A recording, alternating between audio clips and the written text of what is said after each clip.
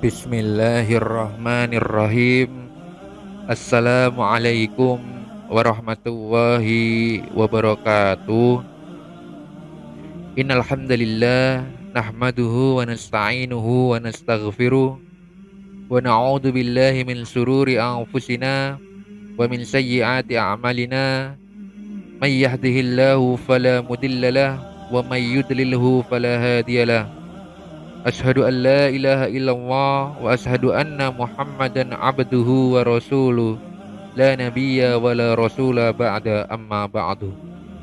Rabbi shrah li sadri wa yassir li amri wahlul 'uqdatam min lisani yafqahu qawli. Pada kesempatan kali ini saya akan menyampaikan sejarah mengenai salah seorang nabi yang merupakan nabi kedua setelah Nabi Adam, dan beliau juga merupakan sang pewaris daripada kenabian Nabi Adam alaihissalam, yang mana nabi ini dikenal dengan nama Nabi Syed. Tujuan saya menyampaikan sejarah ini tidak lain adalah untuk menambah wawasan kita semua agar kita dapat mengetahui hal-hal yang berkaitan mengenai sejarah-sejarah di masa lalu. Nah, langsung saja kita akan masuk ke dalam pembahasannya. Kisah Nabi Adam alaihissalam di dalam Islam adalah awal mula kekhalifahan manusia di muka bumi. Manusia pertama yang diciptakan itu juga menjadi nabi pertama yang membawa ajaran Allah Subhanahu wa taala. Untuk meneruskan kepemimpinan tersebut, Allah Subhanahu wa taala menganugerahkan Adam dan Hawa banyak keturunan. Di antara anak-anak daripada Nabi Adam alaihissalam yang terkenal adalah Qabil dan Habil, di mana diceritakan bahwasanya Qabil ini membunuh Habil karena iri terhadap saudaranya itu. Pasalnya, Allah Subhanahu wa taala lebih memilih kurban yang dipersembahkan oleh Habil dengan keikhlasan dan kesungguhan ketimbang Qabil. Lantas, kemudian Qabil ini menguburkan jasad Habil dengan meniru burung gagak yang menggaruk cakarnya ke tanah.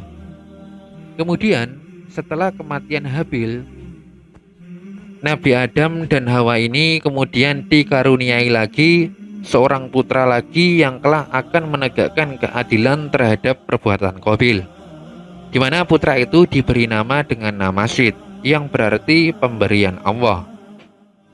Nah, Syed ini adalah salah satu daripada anak Nabi Adam yang diangkat menjadi nabi. Hal ini berdasarkan riwayat sahabat Abu Dzar Al-Ghifari radhiyallahu anhu dari Rasulullah SAW bahwasanya Nabi Syed ini menerima 50 sahifah, yaitu lembaran wahyu, dari 100 sahifah yang Allah turunkan kepada para nabi dan rasul. Beliau Rasulullah SAW bersabda, "Unzila ala syithin khamsuna sahifatan," yang mana artinya adalah diturunkan kepada Nabi Syed itu 5 sahifah. Hadis riwayat Ibnu Hibban nomor 2769. Nah, saat Nabi Adam alaihissalam akan wafat, beliau kemudian mengajari Nabi Syed banyak hal. Di antaranya adalah waktu malam dan siang beserta ibadah pada waktu tersebut, serta kabar akan terjadinya topan atau banjir di masa yang akan datang. Nah, Nabi Syed ini menemani ayahnya saat ruhnya kembali ke Sang Pencipta. Saat malaikat Jibril datang, Nabi Syed ini memintanya sholat untuk jenazah Nabi Adam. Namun, Jibril meminta Nabi Syed maju ke depan dengan mengimami sholat untuk sang ayah. "Engkau majulah ke depan dan sholatkanlah untuk ayahmu." Setelah Nabi Adam wafat, Nabi Syed ini menggantikan beliau untuk memimpin para manusia. Dan Nabi Syed melanjutkan risalah yang telah dibawa oleh ayahnya. Pada masa Nabi Syed, semua manusia menyembah Allah Subhanahu wa taala. Namun, Allah Subhanahu wa taala tetap mengutus Nabi Syed untuk mengingatkan manusia agar selalu menyembahnya dan tidak membuat kerusakan di muka bumi. Allah Subhanahu wa taala juga menurunkan syariat kepada Nabi Syed, yaitu larangan menikah dengan saudara kandung.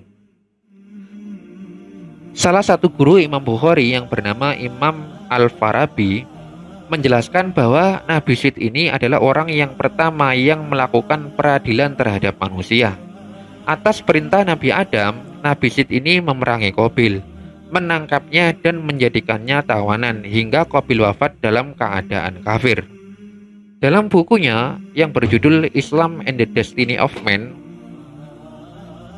karya daripada Hasan Abdul Hakim menuliskan bahwasanya sebuah pendapat yang menyatakan bahwa Nabi Syed ini adalah orang yang pertama yang menciptakan sisir. Nah, Nabi Syed tinggal di Mekah, menunaikan haji dan umroh hingga wafat. Nabi Syed juga ikut membantu membangun Ka'bah dengan batu dan tanah. Imam Asy-Syaibani menuliskan bahwa semua nasab anak keturunan Nabi Adam berakhir di Nabi Syed alaihissalam. Nabi Syed ini menikahi saudarinya yang bernama Hazwarah dan melahirkan banyak anak. Nah, saat Nabi Syed mulai sakit, beliau mewasiatkan kepada anaknya untuk melanjutkan kepemimpinannya. Nama anak beliau adalah Anus. Nah, Nabi Syed ini wafat pada umur 912 tahun. Menurut salah satu riwayat, Nabi Syed ini dimakamkan di Gua Abi Kubais bersama dengan Nabi Adam dan Siti Hawa.